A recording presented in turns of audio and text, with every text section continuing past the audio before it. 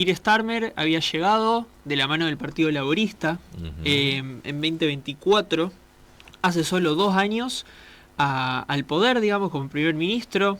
Es algo que podemos detenernos un segundo y decir, nosotros lo miramos desde una democracia directa y decimos, bueno, principalmente Gran Bretaña y Europa suele tener un sistema de parlamentarismo, como se lo conoce, y los mecanismos de elección para justamente quien encabezaría el Ejecutivo es diferente. Claro. No hay una... O sea, la Convención Constitucional del país dice que la ciudadanía no va a elegir directamente el jefe de gobierno, pero sí va a elegir lo que son los miembros de la Cámara de los Comunes. Sí, sí.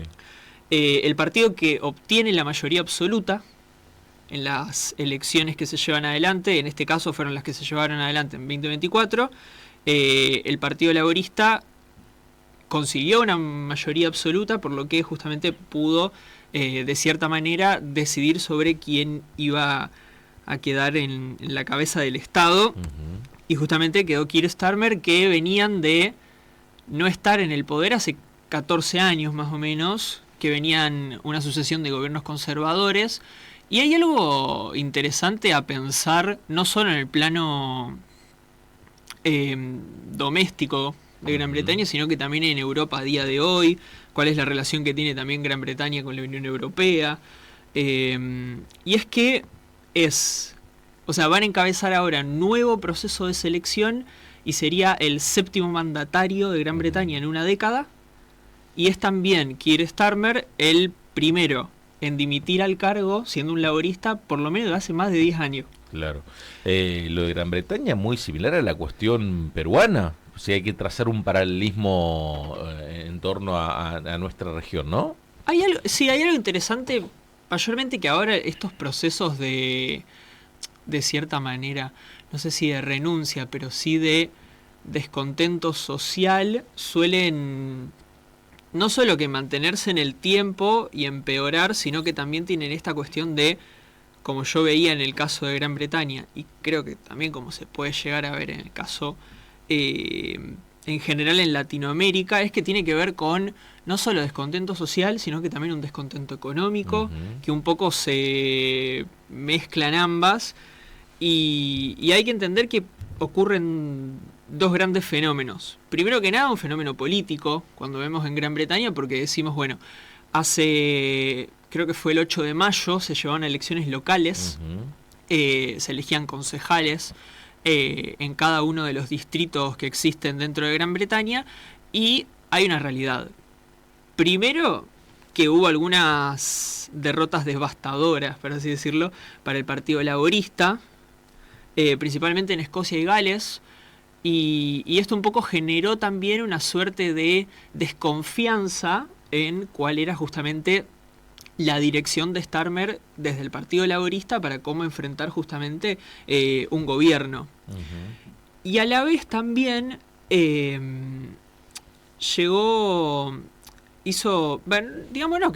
volvió a reaparecer de cierta manera Andy Burnham, que era el exalcalde de Manchester, que justamente ganó un escaño clave para representar en lo que es justamente el sistema legislativo que ellos tienen, y un poco generó una interna laborista.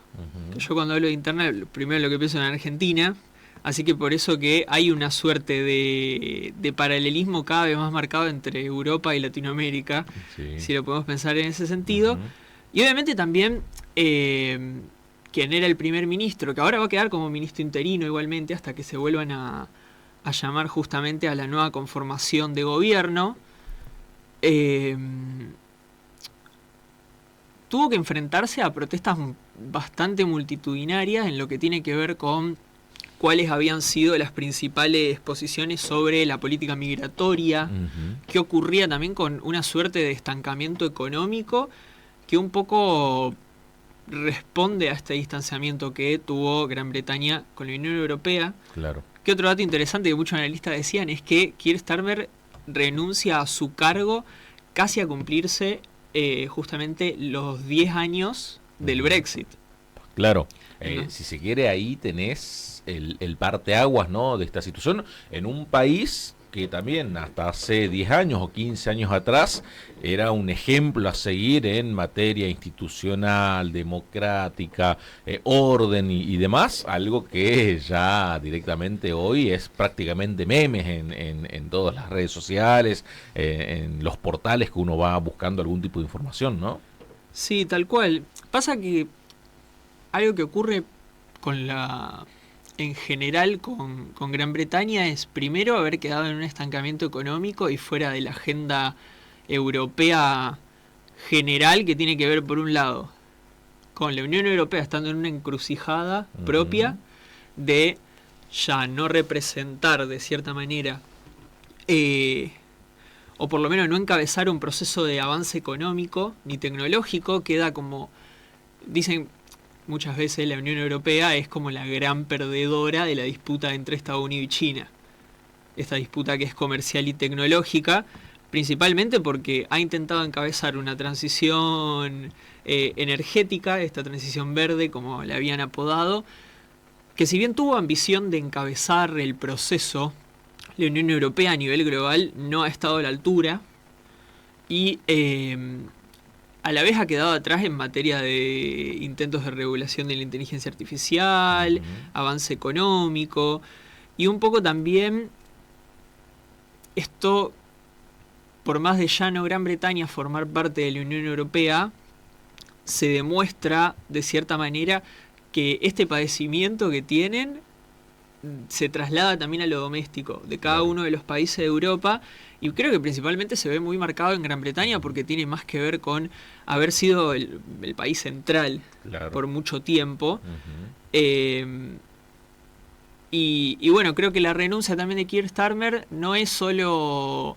circunstancial de estar enfrentándose a una interna dentro del Partido Laborista, estar ante una suerte de estancamiento económico, sino que hay una realidad. Cuando él llega con un proyecto de gobierno, tenía 5 misiones, como él le decía, 5 misiones nacionales.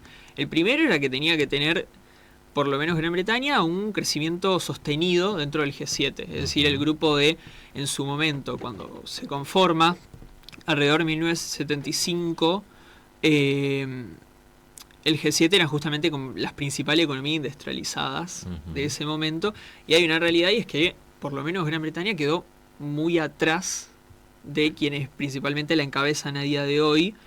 Y decía, bueno, justamente seguir esta agenda de transición energética y decir, bueno, convirtamos a nuestro país en una potencia de energía limpia. Tuvo un gran problema también con lo que tiene que ver con el Servicio Nacional de Salud, y es que dijo que iba a generar una suerte de reforma, Ujú. reestructuración, para realmente optimizar su funcionamiento, y lo único que ha hecho es colapsarlo. Claro.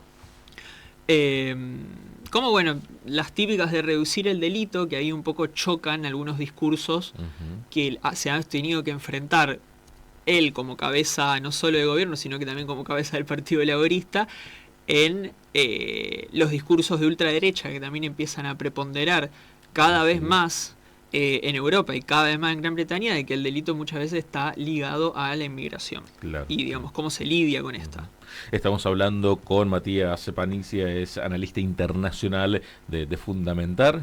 Pasaron 2 minutos de las 8 de la mañana. De paso, le damos los muy buenos días a todos, muy buenos días a todas quienes se van sumando a esta segunda hora de todas las voces aquí por AM 1330, por FM 105.7. Imagino el nerviosismo en el reinado, ¿no? No debe ser nada agradable estar atravesando esta década con altos y bajos en materia de primeros ministros y demás. ¿Hay expresiones desde el sector del reinado? Bueno, principalmente, que creo que es algo que, que se puede llegar a destacar, es que la interna en el Partido Laborista se traslada también a sectores de presión social. Ujú. Es decir, creo que la interna se quiere ser aplacada fácilmente o rápidamente. Yo creo que el Partido Laborista entiende que acaba de llegar al gobierno, porque la realidad es que el mandato de Kirchner llegó casi que a 2 años y con Ujú. suerte. Entonces entienden que deben aplacarlo rápidamente.